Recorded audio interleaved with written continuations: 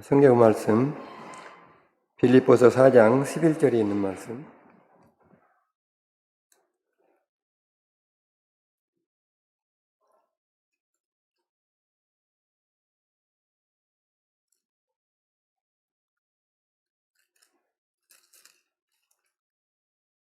빌립보서 4장 11절에서 13절까지 봉독하겠습니다. 내가 궁핍함으로 말하는 것이 아니라 어떠한 형편에든지 내가 자족하기를 배웠노라. 내가 비천에 처할 줄도 알고 풍부에 처할 줄도 알아.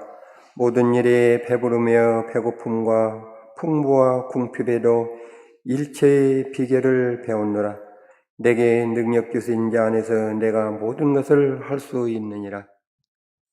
우리가 잘 아는 말씀입니다마는 바울 사도가 자기의 어렵게 살았던 때나 좀 여유가 있었을 때나 여러 가지 일들을 통해서 일체의 자기가 사는 그 비법을 터득을 했다고 말하고 있습니다. 오직 하나님께서 자기에게 주시는 능력을 따라서 모든 것을 하였고, 많은 사람들에게, 많은 성도들에게 누가 되지 않도록, 또 많은 사람에게 폐를 끼치지 않도록, 또 자기로 인해서, 자기 생활로 인해서 많은 사람이 실족하지 않기 위해서 바울 사도는 열심히 노력하고 살았던 것을 우리는 볼 수가 있습니다. 제가 어렸을 때 한 10살로 생각이 되는데, 그때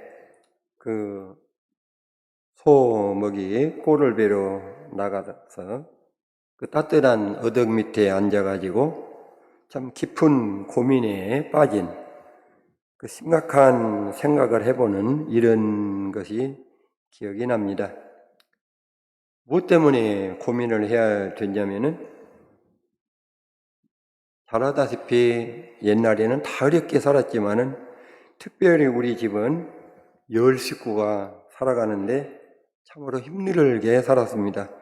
그 중에도 제가 8남매의 막내로 태어났는데, 한 10살쯤 되어서 산수계산을 더하기 빼기를 할 수 있을 때 생각을 해보니까, 내가 14살에 초등학교 졸업을 하면은 아버님이 55살, 55살에 제가 태어났으니까 69세이고, 또 어머니는 43살에 제가 태어났으니까 57세고, 그때 당시만 해도 60년대, 50년대 중반 이런 때에는 70세를 이상 사는 분이 별로 없었습니다. 아주 드물게. 그래서 옛날에는 환갑잔치를, 참으로 환갑 넘기는 사람이 별로 없기 때문에 환갑잔치를 참 잘 이렇게 해주는 이런 때였습니다. 그런데 제가 한 초등학교 졸업할 때 무렵이면은 아버지께서는 세상을 떠나실 정도의 나이고, 어머니 역시도 연세가 많은데, 어머니는 좀 그때 당시에는 아픈 데가 많아가지고 참 오래 살지 못할 것이라는 생각을 어린 나이에도 할 수 있었습니다. 그러면 나는 어떻게 살 것인가가 참 고민거리로 이렇게 생각이 되었습니다.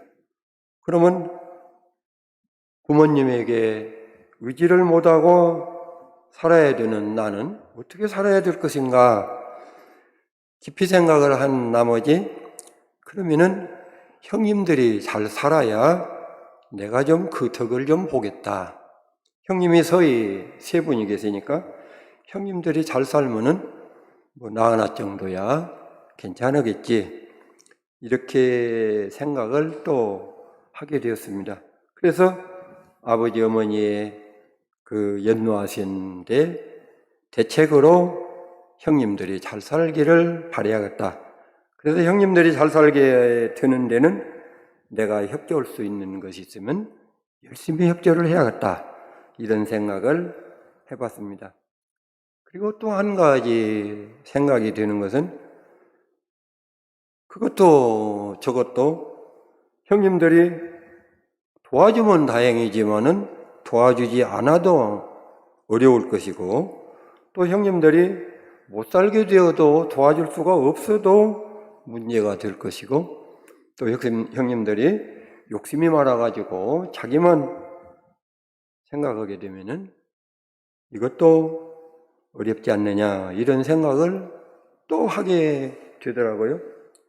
그래서 생각한 나머지 또 생각하는 것이, 내가 내 몸에 스스로 살아갈 수 있는 생활 능력을 좀 기르는데 좀 이렇게 희망을 걸고 꿈을 꿔야겠다, 이런 생각을 했었습니다.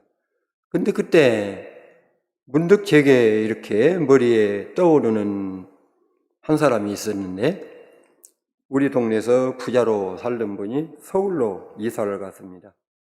그런데 장사를 잘해서 돈을 잘 번다, 이렇게 소문이 들립니다. 3년도 안 돼서 집을 2채나 샀대, 이런 소문이 들립니다. 몇 달 있다 들리면은 겨울에 도박을 해가지고 집을 다 날려먹어버리고 그 아주머니와 딸이 식모 살아서 먹고 산단다, 이런 소식이 들립니다. 그리고 또 한 1년 가면은 그분이 또 집을 샀다는 소리가 또 들립니다. 대체 무엇을 어떻게 하길래 그렇게 금방 집을 사고 금방 집을 팔아먹고 알거지가 되었다가 금방 또 부자가 될 수 있을까? 나도 그런 사람이 되면 좋겠다. 사람들이 거기에 또 덧붙여서 말하는 것을, 그분은 서울 장안에 옷을 홀랑 벗겨서 내놔도 자기 아까를 모르고 금방 몇 년이면 부자가 될 수 있는 사람이다, 그러한 생활 능력이 있다, 이렇게 이야기들을 하는 것을 이렇게 들은 기억이 났습니다. 나도 그런 사람이 되면 되겠다, 그렇게 한 가지 희망을 꿈꾸게 되었습니다. 그런데 제가 이제 15살 때 이렇게 우리 교회에 이렇게, 그전에는 교회에서 목사님 오시면은, 허약원 목사님 오시면은 그냥 교회에서 오신가 보다만 했지 예배 드린지도 기억이 전혀 안 나요. 그리고 이제 15살 때 62년도에 이렇게 세례를 받고 성령을 받았습니다. 그리고 17살 때 서울에서 큰형님이 한번 와봐라, 일을 할 것 한번 보자 해서 참 올라갔습니다. 잘됐다, 형님 밑에 가서 한번 좀 돈을 벌어서 형님은 사는데 좀 도움을 줄 기회가 있겠다 해서 갔습니다. 갔더니 형님이 아주 반가워 하시더라고요. 조그마할 때 보고 서울까지 했는데 벌써 17살이나 먹었으니까 제법 컸죠. 그래서 어디 공장에 심부름이나 할 정도인지 알았더니 제법 끌어도 노동일을 할 수 있겠다 싶어가지고 많이 컸다고 반가워 하시더라고요. 그래서 이제 벽돌 공장에, 흑벽돌 공장에 그런 종업원으로 이렇게 일을 하게 되었습니다. 거기는 일하는 대로 이렇게 노임을 주는 이런 데인데, 여러 단체로 일을 하기 때문에 하나가 잘못하면은 전체가 손해를 보는 그런 일입니다. 그런데 제가 17살 때 이제 막 믿음 안에 들어가지고 서울을 갔으니까 당연히 서울 천호동에서 동북교회, 그때 회기동 교회를 다녔습니다. 이때 회기동 교회를 갔다 오면은 꼭 방산시장을 거쳐서 이렇게 가게 됩니다. 참고로 말씀드리면은 동대문 시장에서 남쪽으로 길 하나 건너면 방산시장이고, 방산시장에서 동쪽으로 길 하나 건너면 평화시장입니다. 그런데 방산시장을 종로에서 내려서 교회 갔다 오면은 종로에서 내려서 을지로로 걸어와야 또 차를 타고 오기 때문에 걸어가는 그 도중에 제가 늘 모델로 알고 있던 그 아저씨가 장사하는 곳이 있습니다. 그래서 그거를 이렇게 지나면서 참 인사도 드리고 이렇게 보았습니다. 근데 그때는 뭐 인사 정도 드리고 그랬는데, 제가 20살 먹었을 때 책방 공장에 배달을 하는데 그 방산시장을 하루에 3번씩 배달을 나갑니다. 그런데 그 식빵 도매집이 바로 이 아저씨 장사하는 데서 한 10m 뿐이 안 돼요. 가까운 데가 있어서 매일 만날 수가 있었습니다. 그래서 이 아저씨를 만나가지고 대체 이분이 어떻게 돈을 버는가 이렇게 제가 알아봤더니 제게는 좀 실망적인 이런 것이었습니다. 이분은 가게가 있는 것도 아니고 또 공장이 있는 것도 아니고 장사하는 그 사업체가 그 동원유지라고 하는 식용유 그 도매 집이 있었는데, 그 집 앞에 그 인도의 그늘나무 밑에 의자 하나 놓고 있는 것이 전부입니다. 그 이분은 자기 가게도 없고 자기 전화도 없고 뭐 아무것도 없는데 그 길에다가 그늘나무 밑에 의자 하나 놓고 앉았다가 그 동원유지로 전화가 와가지고 그 아저씨 소씨입니다. 성씨가 소씨 아저씨 찾으면은 바꿔주면은 전화 받아가지고 어디에 그 식용유 드럼통이 몇 개 있다고 하면 거기 가서 사다가 고물상에 넘기는 일입니다. 3개까지는 자전거로 실어오고 3개 이상이면은 차를 불러서 갖다 주는데, 그때 드럼통이 인기가 좋았습니다. 후라이팬 만들었죠. 연탄 하덕 만들었죠. 연탄 하덕 두꺼비 집 만들었죠. 이게 참 드럼통 분해하면은 쓸 데가 많았을 때입니다. 그래서 사다가 팔기만 하면 금방 돈 나오고 그 돈을 벌 수 있는 그런 일을 하더라고요. 근데 그걸 제가 어린 나이에 배워서 할 수도 없는 것이고, 또 뭐 그렇다고 그분 하는 것을 뺏어서 할 수도 없는 것이고, 그래서 내게는 안 되는 것이구나. 그래서 나는 이것이 아니고 내 몸의 생활력을 이렇게 기르는 것이 좋겠다, 이렇게 생각을 했습니다. 그런데 믿음 안에 이렇게 들어와서 보니까 이것은 금방 말씀드린 2가지는 10살 때 꾸었던 꿈이고, 이제 15살에 거듭나가지고 17살이 된 나이에는 꿈이 하나 더 생겼습니다. 하나님께서 내게 복을 주셔야 내가 살 수가 있겠다, 이런 생각을 했습니다. 시편 127편 1절로 2절에 보면은 여호와께서 집을 세우지 아니하면은 세우는 자의 수고가 헛되고, 여호와께서 성을 지키지 아니하면은 파수꾼의 경성함이 허사로다, 이런 말씀이 있죠. 하나님께서 나를 이렇게 세워주셔야 내가 살 수 있지 않느냐. 그래서 첫째, 나는 다른 것보다 믿음을 우선시해야겠다. 그 믿음 안에 충실한 성도가 되어야 하나님으로부터 보호나 인도를 받을 것이다, 이런 생각을 하게 되어가지고 그때부터는 열심히 올바른 성도가 되는 이러한 것에 참 꿈을 키우게 되었습니다. 그러다 보면은 이제 교회를 가면은 무엇을 보게 됩니까? 옛날 60년대 교회 가면은 남반이 몇 분 오시는지 아십니까? 지금 효기동 교회 가면은 한 3분, 많으면 한 5분. 별로 없어요. 제가 전주 왔을 때도 남반 한 3-4분뿐이 안 계셨었는데, 그렇게 남반이 없어요, 교회 가면은.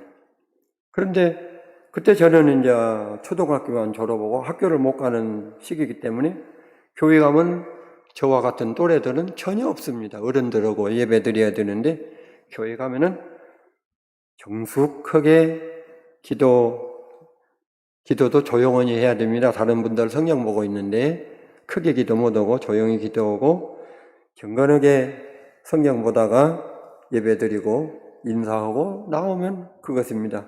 참 외로운 그런 신앙생활을 하게 되었죠. 그런데 저는 올바른 신앙생활을 하는 것이 목표이기 때문에 안식일에 교회에 오는 성도들의, 남반 신도들의 직업에 대한 이런 관심을 깊이 갖게 되었습니다. 그래서 남반에 교회에 오는 선배들에게 가까이 가서 무슨 직업을 가지고 믿음 생활을 하는가에 이렇게 물어보면은 별것 아닌 그런 장사를 하는 이런 분들이 많이 있습니다. 이 안식일에 교회에 올 수 있는 것은 누굽니까? 자영업이나 또 그런 회사를 경영하는 그런 사람들이나 그러면 장사들. 그런데 이런 것을 보면서 제가 이 실망적이면서도 결론을 내린 것이 안식일을 지키는 성도들의 그 장사하는 것은 벌이가 별로 없는 사람, 안식일에 교회를 못 오는 장사꾼은 이건 장사 때문에 교회를 올 수 없는 사람. 그래서 장사가 잘 되는 사람은 결석신도, 장사가 안 되는 사람은 출석신도. 이렇게뿐이 결론이 안 내려지더라고요. 그래서 과연 나는 어떤 직업을 가져가지고 안식일을 제대로 지킬 수 있을까를 참 연구하면서 그런 쪽으로 노력을 많이 했던 이런 생각이 지금도 듭니다. 그런데 형님들을 이렇게 도와가지고 형님들이 부자가 되는데 참 최선을 다해야겠다, 이런 생각에는 변함이 없었습니다. 그런데 지나고 보니까 거기에도 문제는 있었더라고요. 그래서 제가 이렇게 말씀드린 것은 제가 생각하고 이렇게 지내온 것이 잘 됐다, 이것을 자랑하기 위해서 말씀드리는 것이 아니고 잘 된 것도 있고 잘 안 된 것도 있습니다. 그래서 저는 왜 안 됐는가, 이것을 한번 같이 생각을 해보고 다시 이러한 자라나는 청년들에게는 좋지 않았던 것, 잘못된 것은 그런 일을 다시 받지 않기 위해서 이런 말씀을 드리고자 합니다. 형님들을 이렇게 큰형님도 도와드려보고 작은형님도 도와드려봤는데 별로 이렇게 특별한 게 없어요. 제가 도와드리나 마나가 되어버리는. 형님들이 잘 살아야 되는데 잘 살지 못하니까 참 부담만 주지요. 다른 사람은 시골을 이렇게 고향에 명절에 오면은 사람들이 저를 보고 말하기를, 너 형들이 내 버는 것을 안 주고 그런다면서, 이런 소리를 들읍니다. 사실은 그렇게 특별히 보태주는 것도 없고 이렇게 내 것이라고 할 만한 것도 없는데, 그래서 이게 안 되겠다, 그래서 생각을 하게 되죠. 우리가 이 믿음 생활하는 사람들은 기본적인 생각은, 제가 지금도 그때는 참 믿음이 좋았다, 지금보다 훨씬 더 좋은 그런 신앙이었다는 것을 지금도 생각을 해봅니다. 왜 이것이 안 됐을까를 우리는 믿음 안에서 찾아야 됩니다. 믿음 생활에서. 그런데 보니까 두 형님들은 옛날에는 교회를 잘 나온 형님들인데 교회를 멀리 오고 전혀 교회를 나오지 않는 이런 분들과 거기다가 같이 협력을 해보니까 결국은 미터진 독에 물 붓기식이 되었던 것입니다. 그래서 이게 아니구나 이렇게 생각을 하고 깊은 생각에 빠져 있는데, 그때 제가 이제 장사를 여러 가지 이렇게 바꾸다 보니까 참 그때는 자파류 도매를 이렇게 했었는데 별로 돈을 못 벌었습니다. 이때 셋째 형님이 시골에서 묘목 사업을 하는데 좀 도움이 필요하다고 이렇게 제의가 들어왔습니다. 그런데 보니까 이 묘목 사업을 벌려놓고 보니까 그 외부에 군청에도 가야 하고 면사무소도 가야 하고 뭐 여기저기 다니는 일이 많이 있다 보니까 집안일 하다가 그런 데 나가버리면 일도 안 되고 이것도 아니고 저것도 아니라고 좀 갑자기 나갔는데 사람 이렇게 노부둬서 올 수도 없고 하니까 좀 와서 봐주면 어떻겠느냐 해서 생각해 보니까 그렇지 않아도 지금 두 형님들 도와줘 갖고 이거 별거 없다는 생각에 고민하고 있는 중에 제의가 들어서 야 그래도 고향으로 가면 믿음 생활은 제대로 하고 그때 당시 형님들 신앙뿐이 아니라 제 신앙도 1년에 뭐 몇 번 셀 수 있는 정도 교회 가는 그런 정도였으니까 제 신앙도 시들어 가고 있었죠. 그래서 이제 시골로 고향으로 이렇게 내려오게 되었습니다. 내려와서 2년 만에 형님이 그 사업이 실패작으로 돌아가서 살림을 그만둬야 되는 이런 입장이 되었습니다. 그때 제가 참 결혼은 겨우 했습니다. 지금도 감사한 것은 그때 당시는 지금 같으면 여러분 지금 결혼은 어떻습니까? 남자가 집 없으면 결혼 가능합니까? 힘들죠? 그때는 아무것도 없어도 남자라는 이유로 장가갈 수가 있었고 여자라는 이유로 시집갈 수가 있을 때입니다. 결혼 선물 우리 때 이제 반지가 시작이 되었는데 그전에는 성경 한 권 결혼 선물 주면 끝났습니다. 저 역시도 결혼 선물을 서울에 있는 누나하고 형님 둘이 이렇게 서히 어울러 가지고 금반지 하나 해왔더라고요. 그 형님 누나 세 분이 반지 하나 해오니까 뭐 결혼 선물 별로 없죠. 시골 형님은 저 같이 쓰니까 그러고 그런 시대를 이렇게 살았는데 결혼하고 한 두세 달 만에 형님이 살림을 못하게 이렇게 되었습니다. 아마 그때 결혼을 못했으면 아마 지금까지도 결혼을 못했을런지도 모르죠. 아무것도 없는데 지금도 가만히 생각해 보면 참 기가 막힌 일이죠.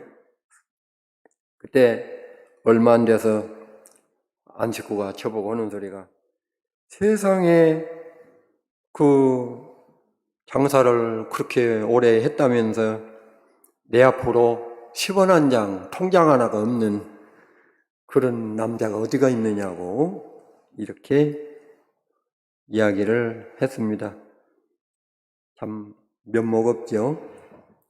그래서 이러한 그 생활을 하게 됐는데 그때 이제 이렇게 밑바닥에 이렇게 있어 보니까 많은 사람들을 이렇게 알게 되더라고요.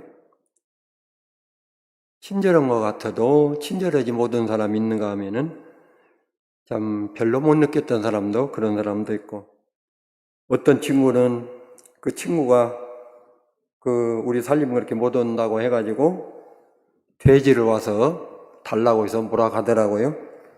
지금 보면 생각하면은 돼지가 얼마나 된다고 그거 빚이 벌써 자기가 준 빚에 뭐 몇 분의 1도 안 될 그런 것을 저렇게 가져갈 수가 있을까 이런 생각도 해보고 또 그 중에 동네 어떤 어르신은 자기 아들 보고 야, 그 사람 그렇게 살림을 못 하게 됐다는데 너는 거기에 관계되지 않았나?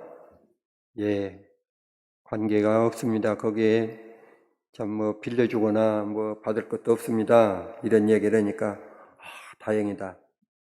그 어른은 무엇을 얘기를 하냐면 내 아들이 그 어려운 사람에게 상처라도 주었을까 걱정하시는 것입니다.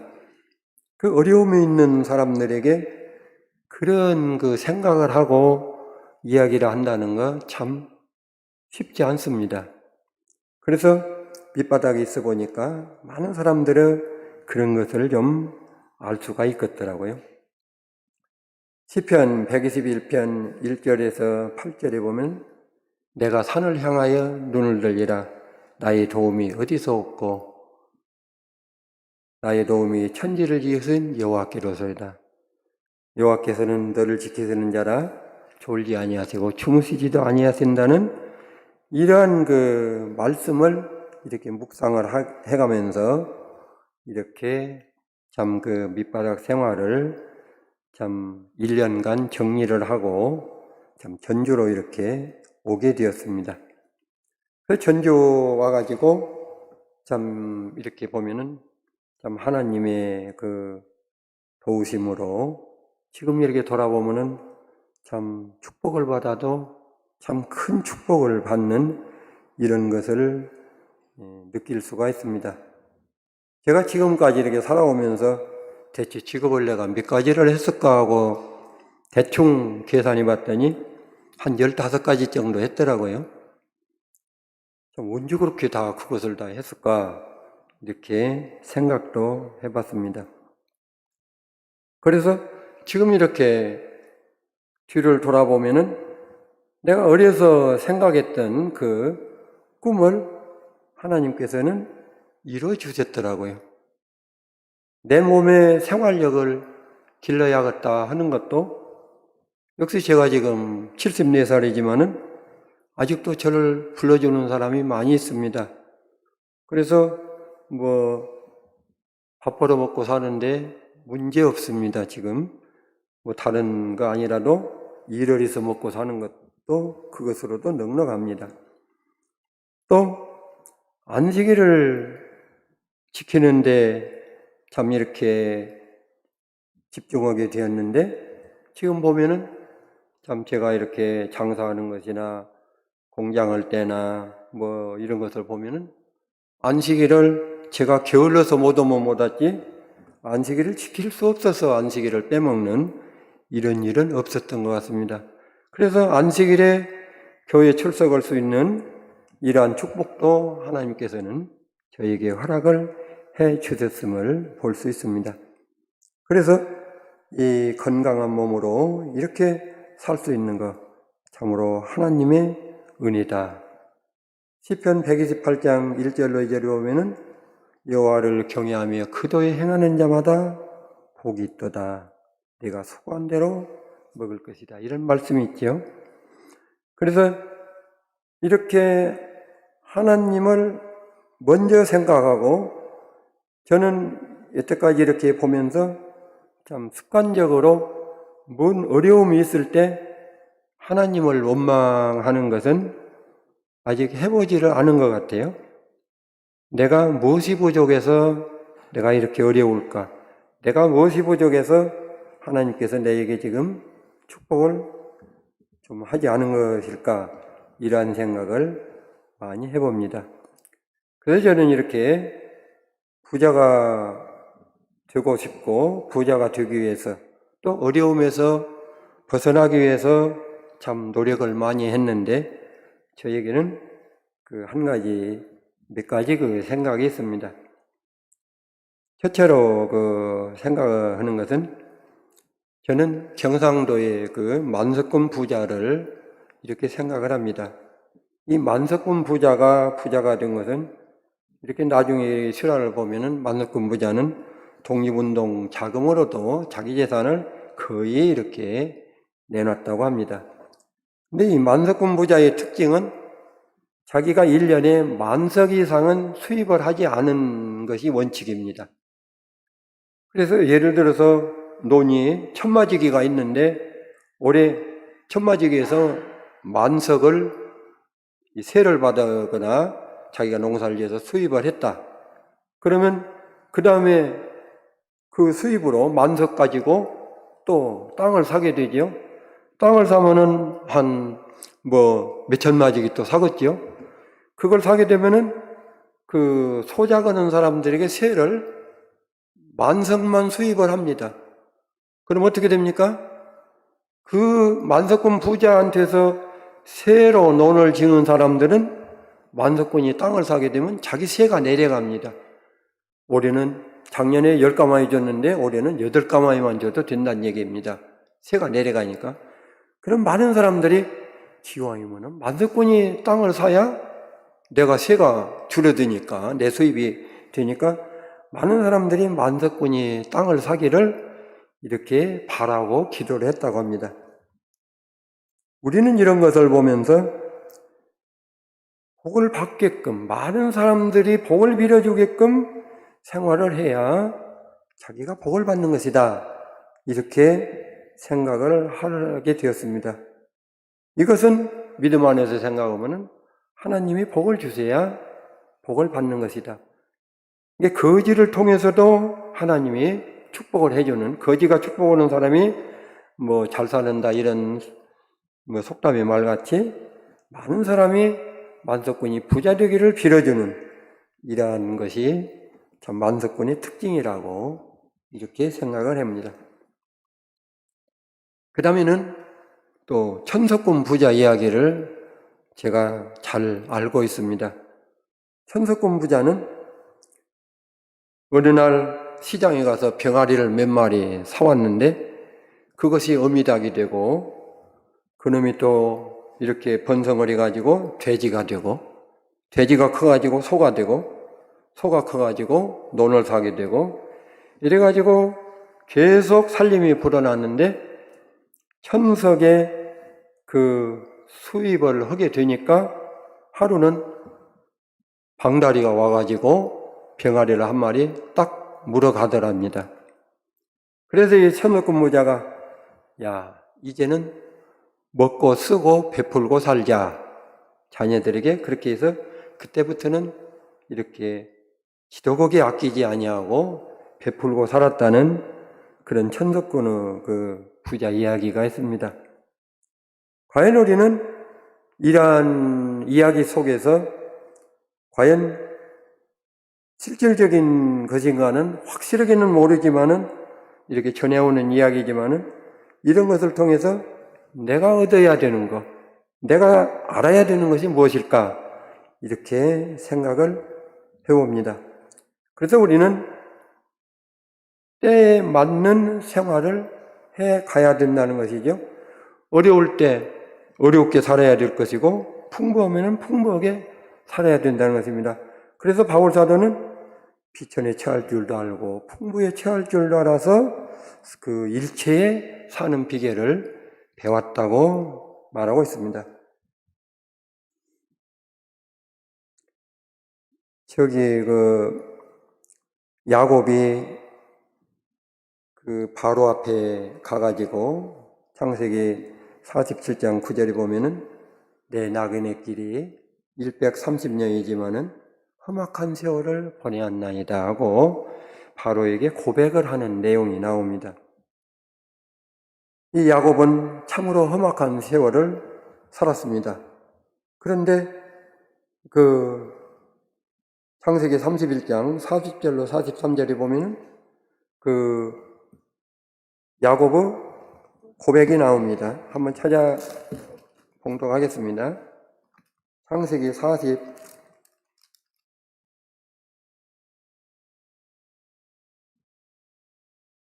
31장 40절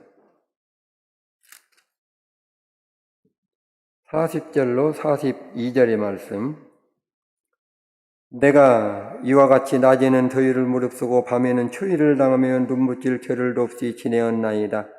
내가 외삼촌의 집에 거한 이 20년에 외삼촌의 두 딸을 위하여 14년, 외삼촌의 양떼를 위하여 6년을 외삼촌을 봉사하였거니와 외삼촌께서 내 품값을 10번이나 번역하였사오니 우리 아버지 하나님 아브라함의 하나님 곧 이삭에 경외하는 이가 나와 함께 계시지 아니하였다면 외삼촌에게서 이제 나를 공수로 돌려보내셨으리다마는 하나님이 나의 고난과 내 손의 수고를 감찰하시며 어젯밤에 외삼촌을 책망하셨나이다.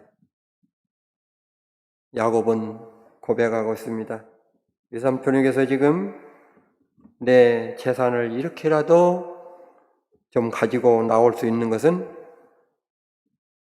하나님께서 나와 함께 하여 주셨기 때문에 가능했었다. 이렇게 자기의 고백과 겸해서 외삼촌에게 지금 하소연을 하는 이런 내용을 볼 수가 있습니다.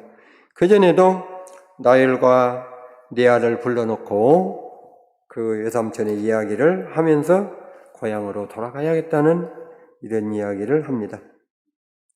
그래서 이 야곱은 모든 것이 하나님께서 나에게 이렇게 주신 것이다. 그 후에도 보면은 내가 지팡이 하나만 갖고 요단을 건넜었는데 이제 2대, 3대를 이루어서 돌아온다고 말하고 있습니다. 그리고 또 야곱은 그 고향으로 돌아왔을 때 그 딸 디나가 놀러 나갔다가 이렇게 소문을 당했을 때 그 아들들이 시몬과 레위가 가서 그 사람들을 쳐 없이게 되었지요. 있을 때 야곱은 벌벌 떨었습니다. 너희가 왜 이 많은 사람들보다 우리가 숫자가 적은데 여기서 냄새를 피웠느냐 해가지고 참 떨고 있을 때 하나님께서 나타나가지고 내가 내 형 에서 낫을 피해서 가다가 그 기름을 부었던 그 베델에 가서 제사를 드리라고 했을 때 야곱은 다시 돌아가서 제사를 드립니다. 우리가 혹시 내가 모르고 지나쳤던 일이 있다 할지라도 하나님께서 이렇게 깨우쳐 주실 때는 바로 그것을 실천하는 이라는 것을 생각할 수가 있습니다. 그래서 창세기 35장 1절에 보면은 하나님이 야곱에게 이르시되 일어나 베델로 올라가서 거기 거하며 네가 내 형 에서 낫을 피하여 도망하던 때에 내게 나타났던 하나님께 거기서 단을 쌓으라 하신지라. 하나님께서 지금 두려워서 떨고 있는 야곱에게 베델에 올라가서 단을 쌓으라. 내가 너와 함께 할 것이라는 이러한 증거를 받는 것을 볼 수가 있습니다. 어떤 그 사람이 그 개인 택시를 이렇게 하나 얻게 되었습니다.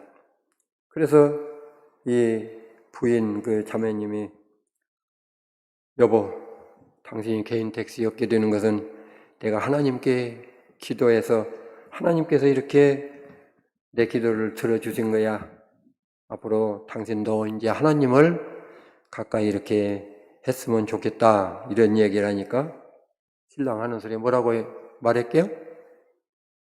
무슨 소리야. 내가 지금 얼마나 열심히 그 조심조심 운전을 해서 이걸 얻었는데 무슨 소리냐고. 누구 말이 맞습니까? 하나님께 기도해서 하나님께서 지켜주셨다고 하는 말씀이 맞습니까? 본인이 조심조심 열심히 운전해서 무사고 운전을 해서 개인 택시를 얻은 내용이 맞습니까? 누구 말이 맞습니까? 제가 그 소리를 이렇게 알았을 때 둘 다 맞다. 하나님께 기도했을 때 하나님이 지켜주시기 때문에 무사고 운전을 할 수가 있는 거고 또 본인도 역시 조심운전을 이렇게 하고 열심히 살았기 때문에 그러한 일이 있는 것입니다. 그래서 우리는 이러한 일들을 놓고 하나님의 축복으로 되었다. 이것은 하나님께서 주신 것이라 이렇게 인정을 하는가 하면은 아니야. 이렇게 생각할 수도 있는 것입니다. 그래서 하나님께서 이스라엘 백성에게 제일 걱정하신 것이 무엇입니까? 내 능으로 모든 것이 이루어졌다고 하나님을 이렇게 잊어버릴까 걱정을 했는데 역시 이스라엘 백성은 금방 잊어버리고 그랬죠. 지금 우리는 이스라엘 백성을 보고 그럴 수가 있을까 하지만은 우리 역시도 그러한 일들을 많이 하고 있다는 것입니다. 제가 옛날에 큰애가 이렇게 취직을 하게 되었을 때, 그 직장에서 이렇게 나온 것이라고 30만 원짜리 그 상품권을 가지고 왔습니다. 상품권을 참 생전 처음 써보는 상품권입니다. 그래서 팔복동 하나로마트를 가가지고 물건을 몽땅 산다고 샀습니다. 사갖고 나와서 보니까 10한 5, 6만 원뿐이 안 돼요.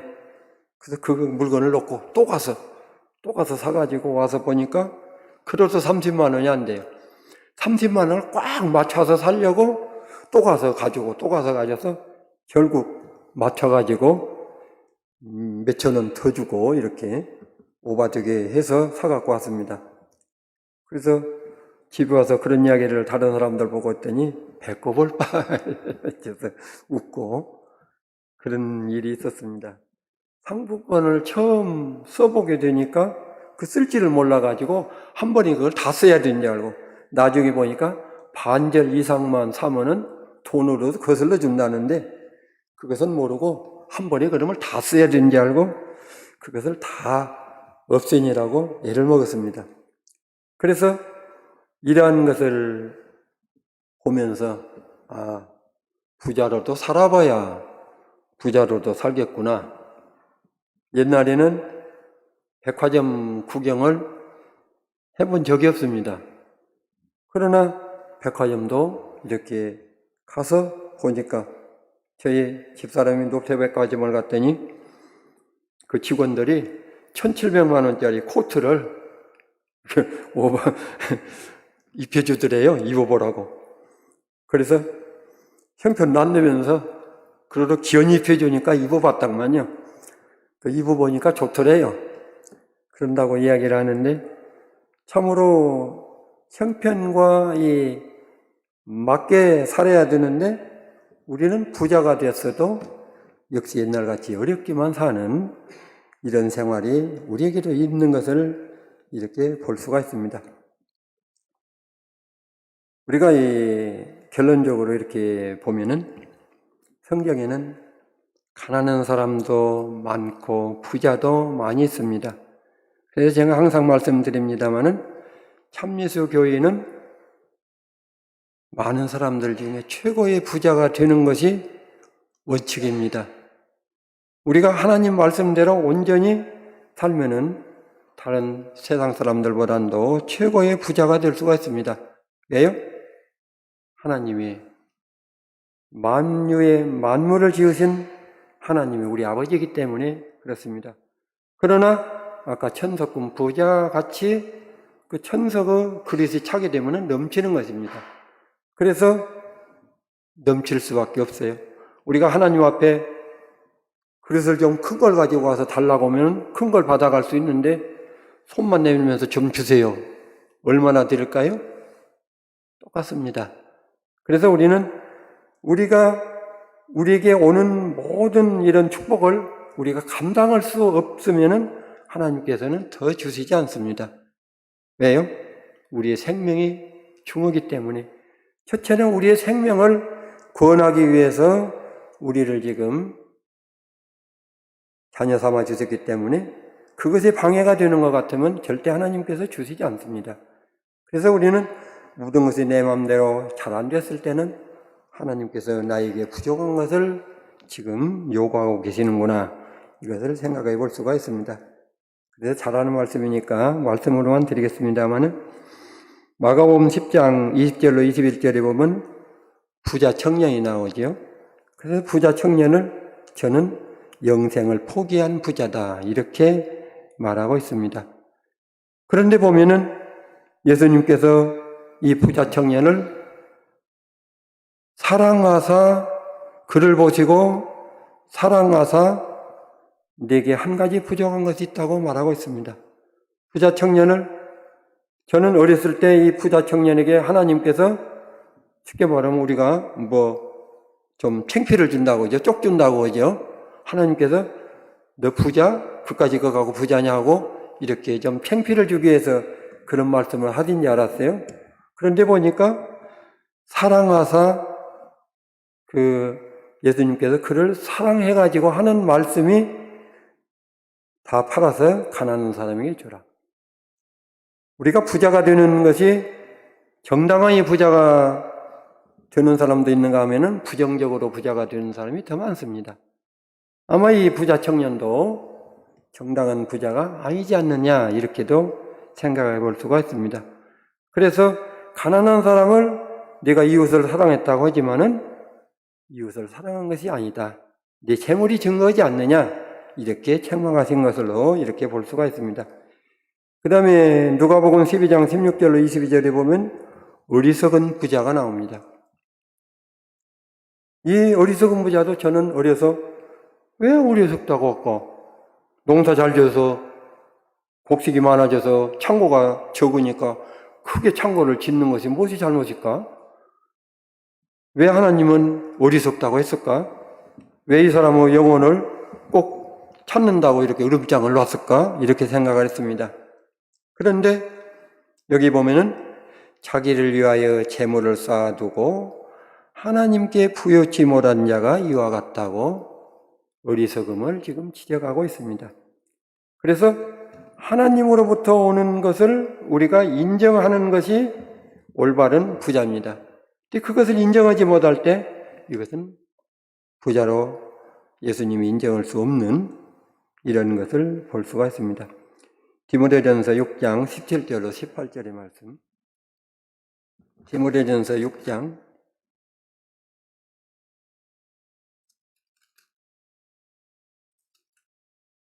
디모데전서 6장 17절로 18절. 네가 이 세대의 부한 자들을 명하여 마음을 높이지 말고 정함이 없는 재물에 소망을 두지 말고 오직 우리에게 모든 것을 후히 주사 누리게 하시는 하나님께 두며 선한 일을 행하고 선한 사업에 부하고 나눠주기를 좋아하며 동정하는 자가 되라. 하나님이 우리에게 바라는 부자는 바로 이러한 부자를 바라고 계신다는 것입니다. 우리가 이 세대의 부한 자들을 명하여 마음을 높이지 말고 부자들 따라가려고 하면 끝도 없습니다. 이렇게 우리가 보면은 참 30억, 50억 있는 사람이 왜 가만히 있지 사업을 해가지고 다 그걸 까먹을까? 참 이해가 안 갑니다. 은행이자만 가져도 얼마든지 참 부자로 살 텐데 왜 그것을 사업을 한다고 해서 까먹을까? 그러나 그 부자들은 50억 가진 사람은 100억 가진 사람을 따라가려고 노력하고 100억 가진 사람은 200억 가진 사람을 따라가려고 하기 때문에 사업을 벌리다가 떨어먹는 것입니다. 우리가 높은 데 마음을 두게 되면은 우리는 실족할 수밖에 없습니다.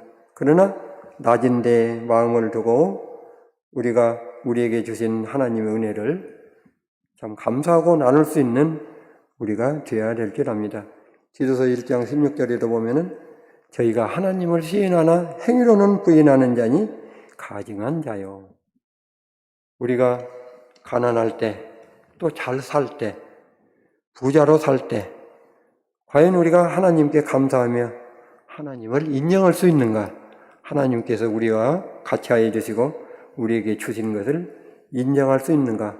이것이 제일 문제가 되는 것입니다. 오직 우리에게 하나님께서 주신 은혜를 감사하면서 살아갈 수 있는 이러한 것이 필요할 줄 압니다. 시간이 너무 갔는데